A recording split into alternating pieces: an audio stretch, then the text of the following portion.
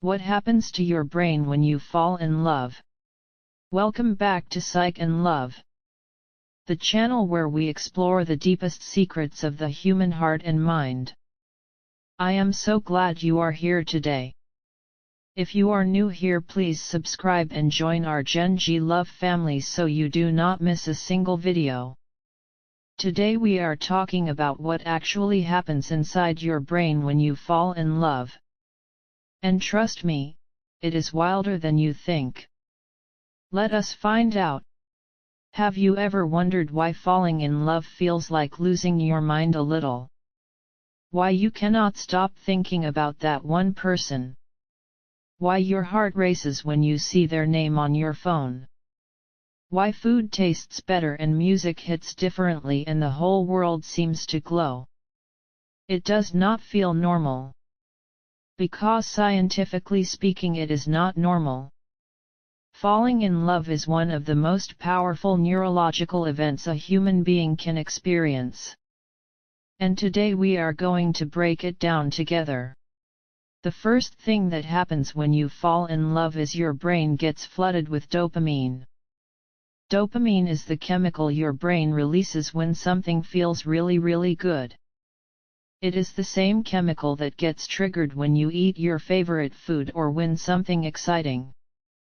But when you fall in love, the dopamine rush is so intense it actually mimics the effect of certain drugs on the brain. Scientists have scanned the brains of people who are newly in love and found that the reward centers light up like a Christmas tree. Your brain is essentially getting high on that person. Which explains why you feel euphoric. Why you feel restless. Why you literally cannot stop thinking about them no matter how hard you try. But dopamine is just the beginning. The second thing that happens is your brain releases norepinephrine. This is the chemical responsible for that heart-pounding, breathless feeling you get when you see the person you love. It is the same chemical your body releases during a fight or flight response. Which means falling in love actually triggers a mild stress response in your body. Your heart beats faster.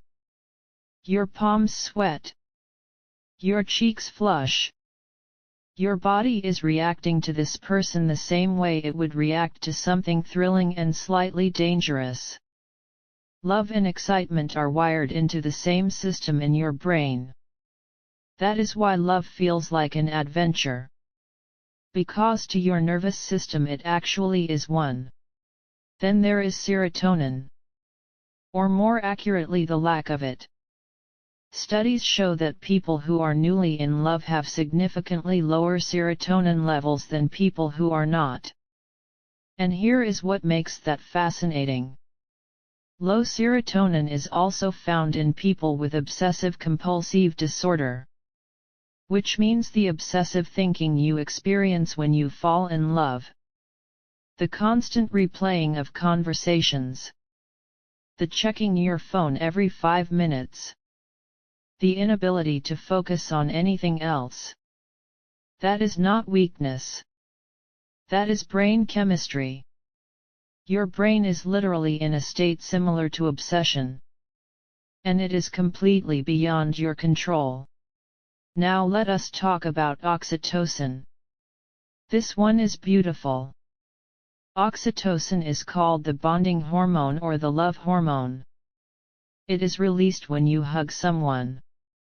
When you hold hands.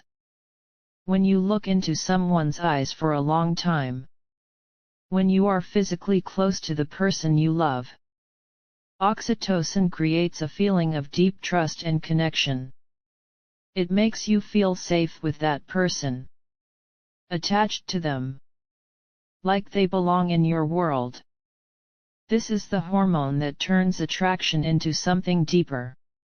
Something that feels like home. And then there is cortisol. The stress hormone. In the early stages of love, cortisol levels actually rise. Which explains why new love can feel so overwhelming. So consuming. So all or nothing. Your body is under a kind of beautiful stress. A wonderful tension that keeps you on edge in the best possible way. You are excited and nervous and hopeful and terrified all at once. And that is cortisol doing its work. But here is the part that will really make you think. Brain scans of people who are deeply in love show reduced activity in the prefrontal cortex. The prefrontal cortex is the part of your brain responsible for rational thinking, for judgment, for assessing risk, for making logical decisions. When you fall in love, that part of your brain actually quiets down. Which is why people in love make choices they would never normally make. Why they overlook red flags. Why they take risks they would usually avoid. Why they trust a stranger with their whole heart almost immediately. It is not stupidity. It is not weakness. It is your brain literally turning down the volume on logic so that love can take over. Nature designed it this way. Because if we were fully rational, we might never take the leap at all. And finally, there is this. Studies show that simply looking at a photo of someone you love activates the same pain relief centers in the brain as certain painkillers. Love is literally a natural painkiller. When you are with the person you love, your brain produces chemicals that reduce physical and emotional pain. Which is why heartbreak when it comes hurts so deeply. Because you are not just losing a person. You are losing your brain's most powerful source of comfort and relief. Falling in love is not a choice. It is a chemical storm. A neurological revolution. A full-body takeover that no amount of willpower can fully resist. And knowing that does not make love less magical. If anything, it makes it more. Because in a world governed by logic and reason, your brain still has the capacity to surrender completely to another human being. To say this person is worth losing my mind over. This person is worth every single neuron firing at once. That is love. And your brain was built for it. That is it for today's video on Psych and Love. If this video spoke to your heart, please give it a big thumbs up.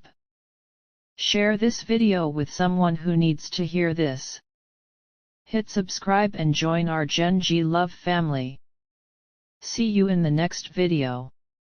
Until then, take care of yourself.